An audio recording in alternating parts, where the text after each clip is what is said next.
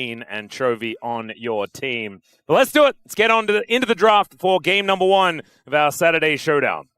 Here we go. First pick for Dplus Kia is the choice here. And blue side for Gen.G. Nocturne going to be taken away right away. Now, in this first draft, I imagine these bans will be pretty similar to what we've been seeing overall with Cassiopeia, the Poppy, Orianna, Nocturne. But as we move deeper in this draft, I think there's been a lot to study on Dplus. For example, the Twisted Fate could be something that we see banned in this series. The Lucian is going to be taken away from Smash here. They do flex that one and leave the Orianna for now as a Galio ban will come through first. All right, so Orianna or Vi, pick your poison, I think is kind of the idea here. Sorry about the hiccup. Oh no, Orcs is here. Did he infect me? Did the hiccup virus get up here? I heard something about Cage will tell him something about you have to fish? imagine that you're a fish. Yeah. I don't really know how to do that because I've never been a fish before. So hopefully I don't get caught out by another hiccup. Maybe it's just a one-off freak hiccup situation. Well, let's see what this first pick is going to be because they do ban the Orianna. First pick, Vi, I'm not a big fan of, even if it is Lucid, one of the best Vi players that we have in our league. Yep. But they're going to pick it because it's simple. And it's Lucid, and you already iterated it. This is something that has worked in the past. I'm not a huge fan of the Vi first pick. I know you're not either. Ezreal's up too. You know, Ruler loves his Ezreal. He's looking for a big milestone here in this series. And it's his most kills holding champion. They're going to take the Olaf. Wow. See if they get the jungle pick here right now or if they do take the Ezreal and split the support. I think, yeah, the Cho'Gath really makes some sense. No, Olaf is going to be the consideration here. Pretty good in Divide, as it turns out. Yeah, and the Pantheon is going to be alongside it there as well. Pantheon has been making a pretty rapid resurgence. As I don't like the Vayne, just play Kled. You're really good at Kled. Please just play that champion. That would be great. Or Vayne bottom lane, Rumble mid. Oh, God, no. That wasn't even Vayne bottom lane yesterday, okay? Buy Rumble. Yeah, I know. Buy Rumble is pretty good, though. As they're going to go for the Yunara Lulu lane here, which is a lot of damage to cut through the Olaf. I actually really like this choice. Yes, the Pantheon can point-click stun the Yunara and make it a little bit tougher to play the game when we get to later on team fights, but you need a high DPS composition in order to kill the Olaf, and the Yunara is going to be exactly that here. And it feels incredible when you get to protect it in the bottom lane because Gen.G opted for top jungle here. They won't be able to get a bottom lane duo. They could do something like grab a Bard here and try to compete, but I don't think that's going to be what they want to do because then some of the AD carry pairings will be taken away. The only AD carry I could see here is Ezreal that you could grab in this lane right now, but you won't get that range support with it. This is crazy, though. The fact that they get Olaf, Ryze, Pantheon in the first round is kind of nutty. This is, I believe, what we saw KT beat T1 with in game number 1 yesterday. It was a very similar lineup of champions, augmented then by an Ezreal draft towards the bottom side of the map. We'll see whether Gen.G do get their hands on that. I would assume not, especially if they were looking at the what was it? The opening, yeah. You know, the points of the match. BDD's Ryze was insane yesterday. It was. And Ruler has played a bajillion games and has got a bajillion kills on the Ezreal. So maybe ban that away. I think they will ban the Ezreal. That makes the most sense. Something like Ezreal and Bard being removed, I think, is the safest play here for Dplus Kia to keep their bottom lane protected. My expectation, Karma, also similar situation. All right. My expectation for Siwoo is that instead of trying to play a range top into this Olaf, he might just want to play some sort of weak side and not win this lane so they can play through bottom, because you're never going to be able to compete with Ryze Pantheon in that volatile top side. Like, they're always just going to have more people up there, so maybe just playing like a Cassante or even like an Ambessa and playing a little bit slow, sitting under turret, could be the way to play that one out. They've taken away ShowMaker's Syndra here. We'll see if they will have another counter pick for mid in mind, and with the Vi on the table here, they take away the Ahri. Okay. So it could be like a Vitalia if ShowMaker does want to go that way. We'll see whether they do ban the Ezreal here or they think that banning the Karma is going to be enough here in this bottom lane. ShowMaker being quite vocal. Ban. Yeah, but is going to be the takeaway. Without Karma, without Bard, it's harder to play Ezreal. We have seen a few teams attempt the Ezreal Seraphine. To mixed results. I think it's viable, but it is certainly going to be a little bit tough. That was literally that would be the draft that KT used. If they just go Ezreal Seraphine here, then that's it. They've locked it in. I don't necessarily love it, but it is some of the best options they have left. They can flex the Seraphine as well. Ruler's a great Seraphine player, and then leave it a little bit up to what else gets locked in here for Dplus. So I like this because there's no way they're going to take the Ezreal away from you. You're not going to see Ezreal top into Olaf. It would be very funny, but it's not going to happen. So there's a few options here. You can play the Vayne that's up. You can play Kled. You can play a tank. You can play Cassante. You can play the Ambessa, which is a bit more middle ground for this draft, which I actually really like. You can play Jax. You can play Jax. You could also play like Anivia top if you want to change this draft up considerably. That's a good point. But the Locke pick here. Oh, they're locking it in. You are going to have to heavily commit into top side here. And I don't know if this is going to work out into Pantheon Ryze. I don't think you can weak side top anymore. Oh, yeah, Siwoo, do it. This is actually kind of sick, to be honest. I know we all know Siwoo could play this, but it just really wasn't on my mind. But it's actually the one pick that could salvage this Locke pick for me. And I also, I love it alongside it. Oh, it's not going to be the case. No. We know that his Alawi is really, really fun and very cool, but instead it will be the Jax that we have seen work into the Olaf before. And this is the counter that's been attempted a lot, but hasn't necessarily found all that much success. So we'll see how Siwoo is going to do on it. You could play Xayah here. It would be really weird, but I think Ezreal is probably safer. It's going to be it's Ruler, and it's Jax, so like there's just even more reasons to play Ezreal. Well, who played it better, KT or Gen.G? That is going to be the question. I'm very scared because I've heard this Chovy guy is like pretty good at League of Legends, and now he's on the champion that PDD just absolutely obliterated the game with. So we've talked a little bit about Locke and how you got to have winning lanes, and then you could just, basically dive and press your R button, drop your ult down, and just farm up kills, and then be an explosive power in the mid game and all that stuff. We know what this draft does. We know what Gen.G's draft does because we've seen it before. We saw it yesterday. My biggest prediction for how these two drafts clash together is that there is in no way, shape, or form. This is my prediction, guys. You can call me out if I'm wrong. You'll be right here to do it. I don't think this will be a close game. Period. It has to be one-sided. Either this Locke composition gets online super fast and the game goes out of control, the Olaf is useless, and Dplus run away with the game, or they try to and fail, and they can't do anything, and the draft is useless, and maybe it's a longer game, but Gen.G will have control from the mid-game on, and it'll just be a disaster. I don't think there's any game where we have a slow burn, not a lot of kills, moving into like 2-2 dragons, it's 1,000 gold to lead only. I don't think that kind of game can exist with these two drafts. I do think that if Dplus get themselves to team fights, this could be absolutely insane. With Locke diving in with his Purgatory, you've got Wild Growth, and then all of that AoE from the Yunara with the Runons now buffed up, right? You can get to that threshold. This could be a ShowMaker pentakill game. See what happens, though, as we get onto the rift.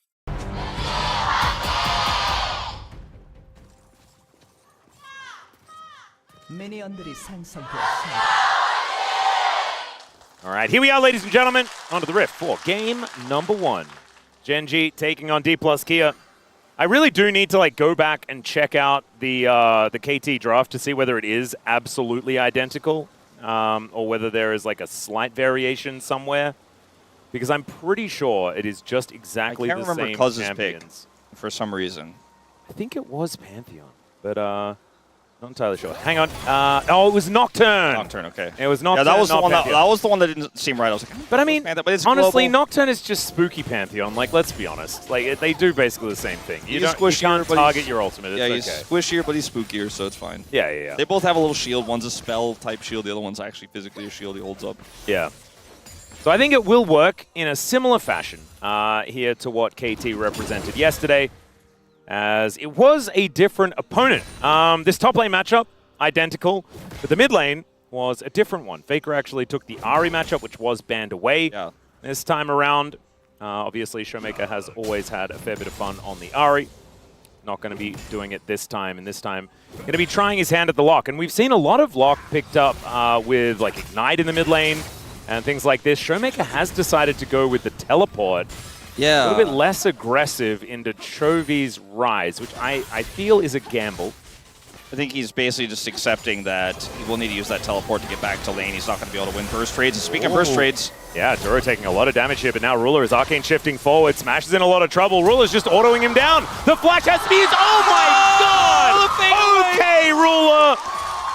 He flashes to be able to line up the shot, and the King doesn't miss.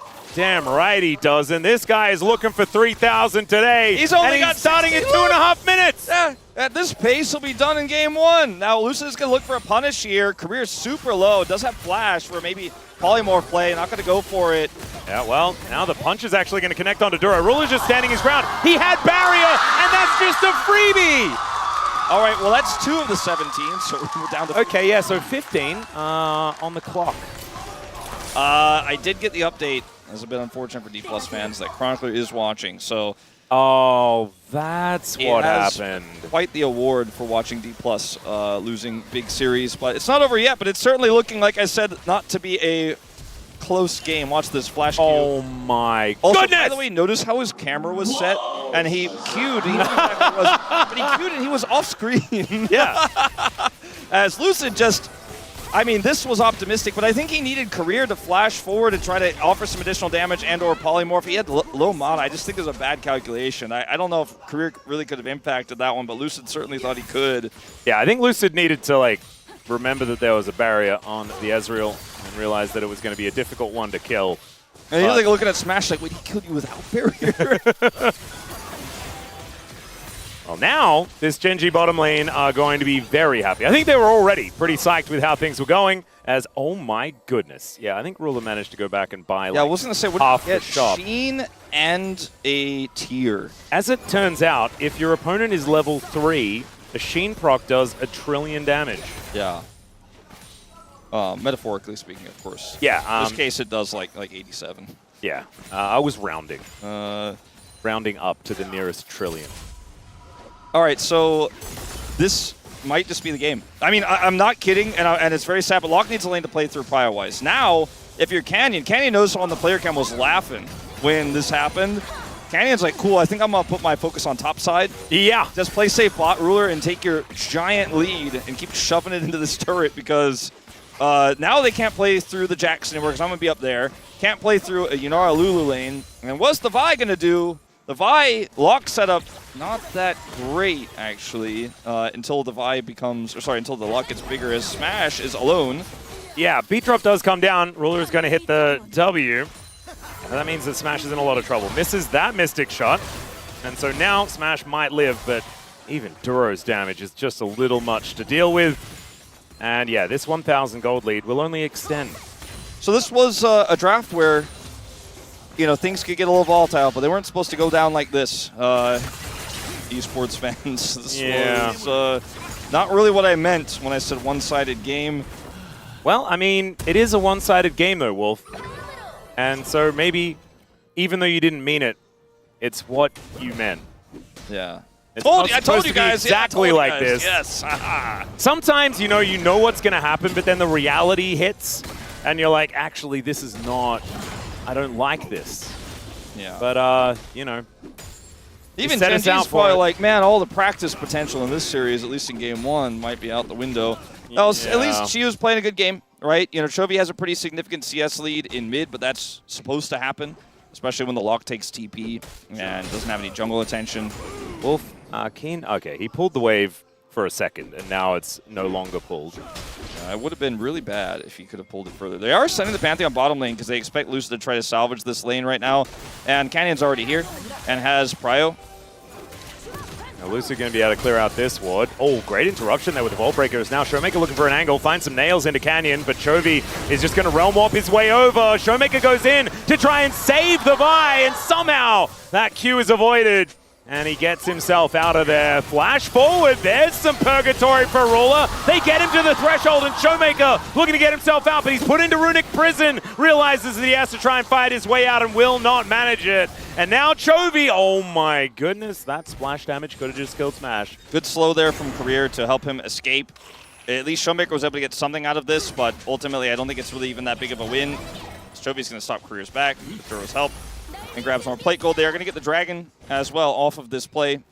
I think for Gen.G, the game plan there with Canyon bottom side is all I have to do is show up, and we will be able to avoid any sort of disaster. As Ruler's just going to go mid. He's like, I'm ready to farm minions. I already did the champion farming bottom lane. And this should just be a dragon here. But for Dplus, I think the plan should have been, okay, well, Canyon's here. We don't really have a play to make. So we'll opt out and, you know, maybe waste Canyon's time and the game state won't get worse. However, they do opt in, and because of an extended play here, ShowMaker is able to get a little bit of damage down, waits for his opportunity here. Look, Lucid gets chunked out. Initial part of this fight looks really bad for Dplus, but Ruler gets caught by the ultimate here, which means that the execute threshold is reached, and ShowMaker tries to blink away, but gets caught here by Chovy, gets rooted, and taken out. If he gets away there, it's a massive win for Dplus, but because he doesn't, they're just back to square one. And now ShowMaker is even further behind in CS. Yeah, and Chovy is always going to be a little bit ahead as far as that is concerned, but this is a lot of bit ahead. He's a whole level up on this Locke already. It's kind of crazy. Going to be getting to level 8, yes, right now. And Korea is here just trying to help ShowMaker out. Obviously, is going to be behind by just a little bit. The problem is, there's not a whole lot of late-game payoff in comparison to a Ryze if you are playing the Locke. Yes, you have that explosive AoE teamfight potential if your opponent is clumped up. But, yeah, you're also facing down the champion with one of the largest 3-item spikes on the planet. Like, you just... It's going to be a rough time. The farm for the Yunara, the farm for the Locke, so disastrously behind. Ruler is 2 levels up currently on Smash. And Smash is not actually going to be able to get back to his turret either. He's like, if I flash towards the turret and you wild growth me, maybe I can get a few minions. Oh man, look at this. Yeah, he wants level 6. He's going to get it off this wave, luckily for him. Yeah, there it is. Now Duro's going to get pressured away, but not really much. So they do manage to get the ulti for Smash. That is a big deal. He now has access to a dash. That is good. But as you were talking about before, it just feels like the uphill gradient is just a little steep here for Dplus. Yeah, Lucid is going to need to leave this area, I think. Although he does have ShowMaker with TP somewhat nearby. Chovy has so much prio, though I don't think he'll be able to make any moves here. But calm down, teams. I'm trying to explain my prediction from earlier. Just want to try to make some of this. I don't think they should, but they're so far behind. They got to try. Decent assist. They look to get on top of Raw. There's the encore, but it's not exactly the best. The beat drop, though, that is incredible. Lucid still fighting against Canyon and co, but it's just Ruler left behind. Chovy picks up a double. And why did Dplus feel the need to fight? Well, they're so far behind, they thought maybe we could finesse this, but they just simply cannot. And the thing about Wild is, oh god, it might even get worse. Yeah, that's another kill. That's just a solo here for the Olaf. ShowMaker might be able to kill Kiin. Maybe. Let's see. Maybe. He has flash, by the way. Yeah, Kiin is running. He's running. He's running. Someone will get this kill. As Lucid is just happily able to take it. ShowMaker wasted all of that time and didn't even get an assist. So the reason why this game was supposed to be one-sided was either Dplus get a huge lead, or they are unable to secure a lead, right? And they're not able to play through prio, and this composition doesn't get online, and then 2-item spike gets hit by Ruler. The Olaf's an immovable object. There's not enough damage to cut through, et cetera, et cetera. Like, we kind of explained this. In this game now, the current game state, Dplus are massively behind in the early game. And so not only are they not accelerated, they basically, Gen.G popped all 4 tires on this car. Yeah. So it's just not moving. I think they actually just removed the wheels. I don't think that it's pop tires, Wolf. I don't know. This looks like 4 flats to me in this team fight. Yeah, I mean, it's flats, but I don't even think you can replace the tires. You need new wheels. It's a really good play from Duro. Not only does he have the charm, he gets the root, the double root, which allows Chovy to turn what was a failed play into a huge win. They get 2 kills there. And then when Siwoo goes for this all-in here, Kiin just pops ultimate at the exact right time to prevent the counter-strike from getting a stun. And that's it. It's as simple as that. And then he runs over here to avoid ShowMaker, who he expects is coming up. Doesn't get the execute, but gives a kill over only to the Vi, who's the only lead here for Dplus in this early game. As Ruler continues to grow larger here, he is... Oh my lord. Only has 2 kills, so we slowed a little bit down on the... He got first turret blood. It's a 3K gold lead. We're a little bit slowed down on the kills to get to 17 here in this series, but the money, that keeps going up. The experience, that keeps going up. He's 50 CS ahead. He might flame Horizon this game before we get to do it this pace. Yeah, now Chovy is running. There's the flash in from Lucid. They might be able to put down this Ryze. The ShowMaker should be able to get the burst damage, and there it is. Canyon now throwing Qs around, though, and ShowMaker going to have to teleport over that wall. Does manage to do so. Now, Korea and ShowMaker able to get themselves out. Nice little pick here. Yeah, for that's Lucid. A big win. Big win. 2 kills now to ShowMaker. And so, yes, they're going to lose this dragon. Yes, it is going to be double dragon, but they got some money onto this Locke. as right now, Steve Max is really happy he's got that Portrait of Mary in the team house because they're going to have to keep hailing it over and over and over in this game. There's just there's nothing else to this game, which is what they did on that last Dragon fight and what they did here. Yeah. Just got to keep praying. You got to keep going in. You got to keep hoping that people are out of position and you get that Locke reset. And they got it. It's a Cloud Soul here as well. So Kiin will be pretty happy if they manage to pick that one up, press Ragnarok, and then just be able to infinitely run up to anyone you want to murder and just kill them. It's a Gunblade start here for ShowMaker in this game as well, which I think, given the game state, cool. is pretty cool because you really just need that extra burst, you need that extra oomph in that hopeful pick you're looking for constantly all the time this game. Yeah, it gives you that little bit of a slow there as well. That's pretty helpful. So the idea with this play here is to punish someone out of position, and Career baits Canyon forward, then polymorphs him so he doesn't have any damage here to offer any reprieve or peel for Chovy, who is then taken out. So really nice bait there and a great punish. He said like, basically give me the kills one by one. He said catch up one by one, actually. Oh, I like that mentality here. That's how you have to play this. Yep. You have a pick comp, you've got a Locke, feed the Locke one by one, catch up one by one. I think trying to get Smash into the game might be a good idea, but also maybe not. Maybe you just sort of let Smash get the farm where he can and just do your very best to make ShowMaker get to a position where he can just make people explode. That's what this champion kind of does. That's all right. Siwoo does hit level 11. That is a big spike here for the Jax. His team fighting will be dangerous as this game goes on. And they do have a pretty squishy support, right? Like there are picks to be had around the map. And Pix is on the map because Korea's playing Lulu. So yeah, it's a really pick-based comp with that in mind. Yeah, Pix-based. Yeah. In fact. But now there are just minions crashing towards this top outer turret. Duro? Nothing that DK can do about it as Kiin might be the target of a gang. Duro's aware of this. Strong possibility, and he is here with a Pantheon that has ult as well. I don't think Dplus should pull the trigger here. Full health, both summoner spells available, Olaf with ultimate at the ready. Like, I don't know whether you're killing Kiin here, guys. But they can just waste the time of Duro and Canyon and get plates. I guess so. Well, Lucid is actually going to look for the angle here towards the Pantheon. Canyon now gets underneath the turret as Korea gets himself the wild growth. Canyon doesn't find the angle onto the Lulu, and Kiin is so incredibly low, but keeps himself alive. There is the counter-strike. Somehow Dplus are still alive as Lucid goes over the wall. And they're still looking for a dive. Guys, just get out. This is already good. In they go. That is going to be the kill onto the Locke. But down goes the Olaf that they were looking for as she almost manages to sidestep, but doesn't really get there. Duro is now going to overstep as Lucid. Oh, is the beat drop going to come through? There's the Vault Breaker, and he gets the kill on the Seraphine. I think in the end, Gen.G win because they had Chovy pushing the whole time in the top lane. I think that this is the best you can hope for as Dplus. They're taking a page out of the DN Supers book. Like, this is how DN Supers have been playing so well from behind. You just put 4 people in a side lane, and you force them to react. And then they outplay here. Look at this wild growth timing for Career after he's charmed and focused by Canyon. Then Canyon's in the wrong spot, flashes himself, then misses Career, and now doesn't have his buttons for a few seconds here. Siwoo waits for the counter-strike. They dismantle this defense. They take out the Pantheon, and then they can look for the redive here onto Kiin. Doesn't have summoners anymore, no exhaust here. Lucid goes in first. They have the damage here. It's a sacrifice of the Locke, and then Duro gets a little greedy here trying to punish. And yes, he does get Siwoo ultimately, but when this charge Q comes through from Lucid, he has enough of a shield here to force him back.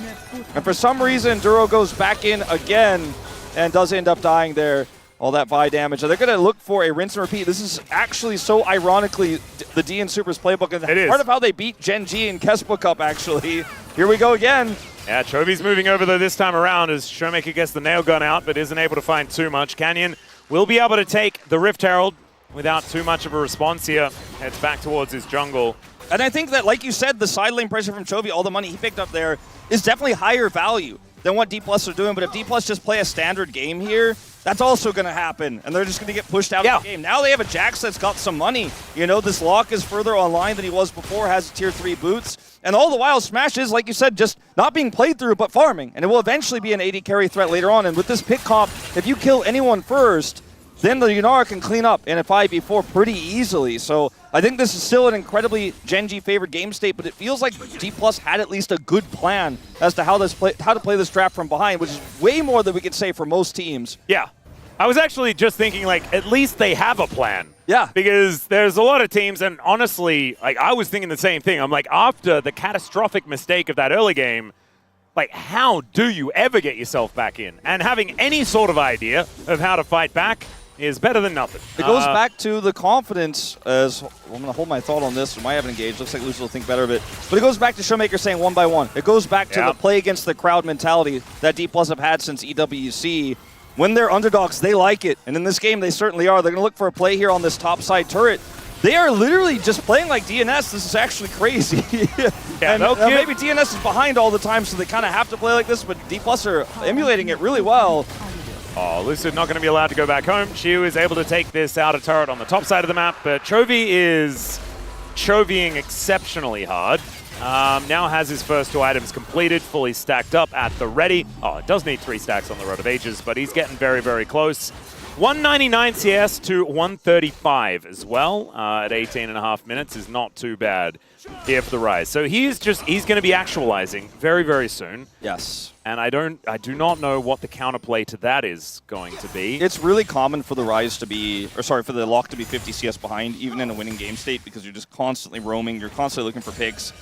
And if you're side laning, you're usually doing it wrong. That usually means you're losing. And in this game, ShowMaker is going to be doing a little bit of that. He opted for the teleport. But like you mentioned, it is a bad thing for team fights when the Ryze is freely able to farm, has those extra kills. That part is definitely a little bit less natural than 50 CS behind. We'll see if Dplus can turn this game around in 4 minutes' time on this upcoming Dragon fight. Herald also will be something they have to defend as we have a Ragnarok. Oh, Lucid actually able to get towards the back of this pit. Does flash to get himself out of the way. Like you were saying, Ragnarok was invested into that, but not the biggest of cooldowns when there is a flash now down on Lucid. I think Lucid played that pretty well to escape, but like you say, a trade of ults and flash in the short term, good for Dplus here. In the long term, bad for Lucid to not have that. I don't know if they'll be able to punish this Olaf at all. Yeah, going to be a difficulty, as you can see. Kiin now parking himself towards his top lane. ShowMaker doing his very best to actually collect some farm, at least for now, to build that second item as quickly as possible. Siwoo does have his Hex Plate now done. Pretty cute that we've seen Jax's move towards this item as well. Seeing a lot of... I think this might be a result of the pseudo nerf to the Sundered Sky. Yeah.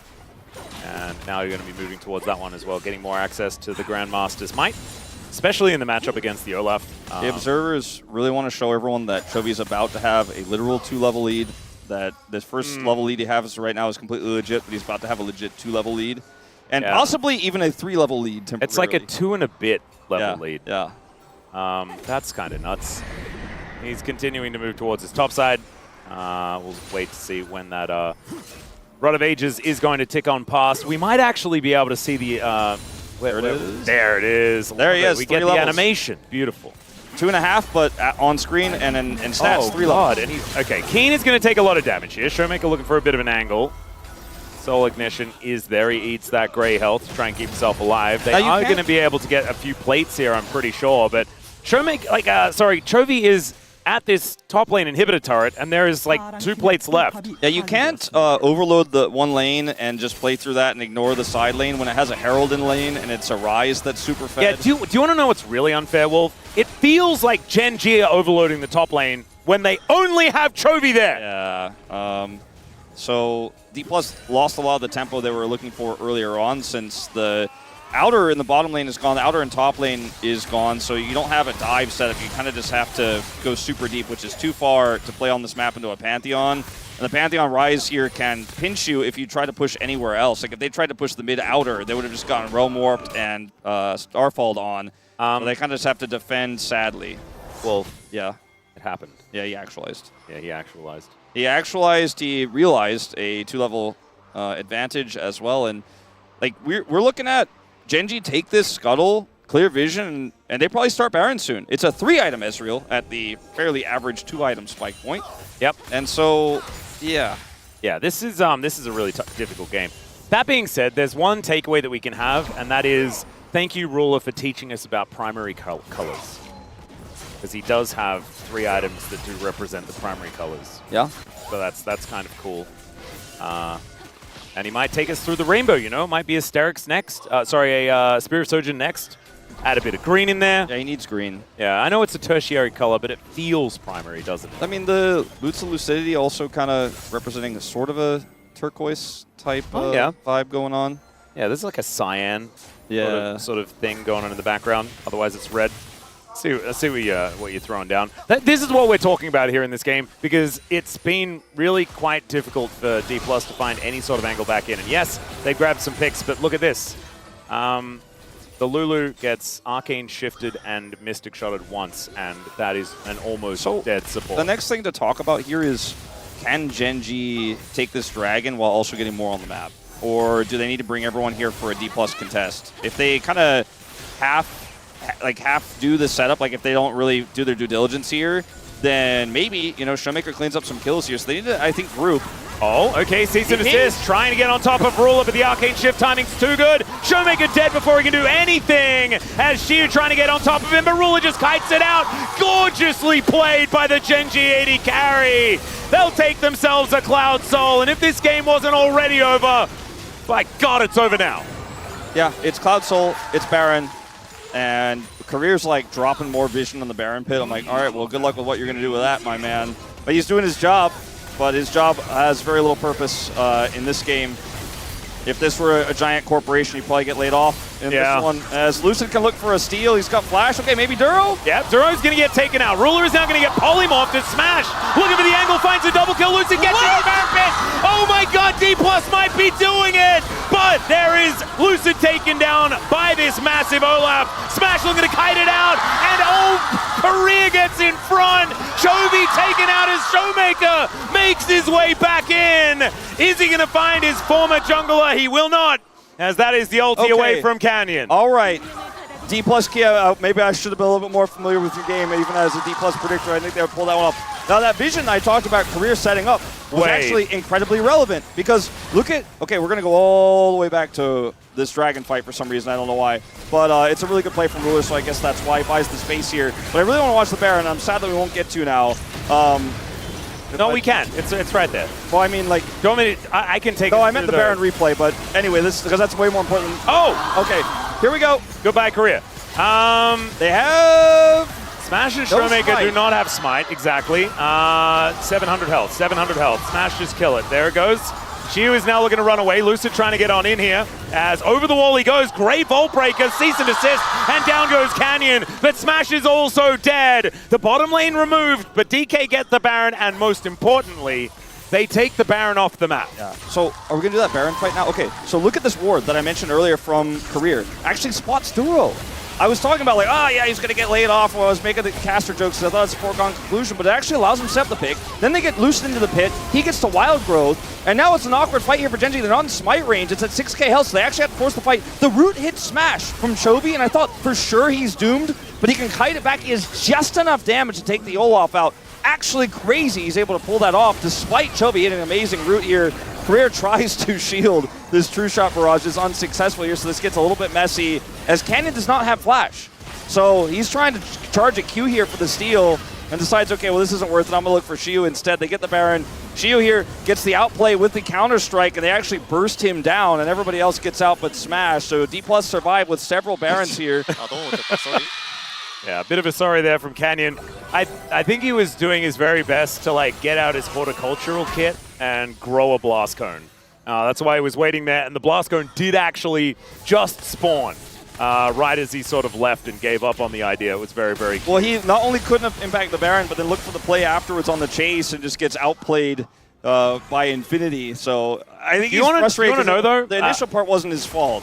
There is a very important thing to talk about, and that is the POM frontrunner right now in this game is actually Huni. Yeah? Because the Huni Baron did about a bajillion damage.